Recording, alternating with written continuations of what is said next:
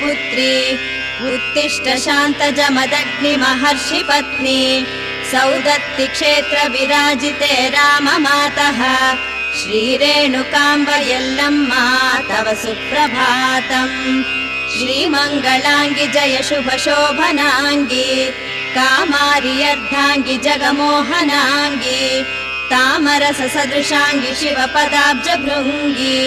प्रेममयी यल्लम्मा तव सुप्रभातम्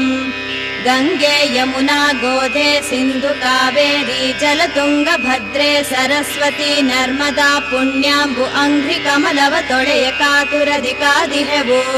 ಶ್ರೀಮಂಗಳೇ ಯಲ್ಲಮ್ಮ ತವ ಸುಪ್ರಭಾತಂ ಆದಿ ಸೃಷ್ಟಿಗೆ ನೀನು ಮಧುಕೈಟ ಭರತೋರಿ ಭೇದಿಸಲು ಭಾರದಂಜಿದ ಜನಿಗೆ ಮೈದೋರಿ ಛೇದಿಸಿದೆ ಹರಿಯಾಗಿ ಮಧುಕೈಟ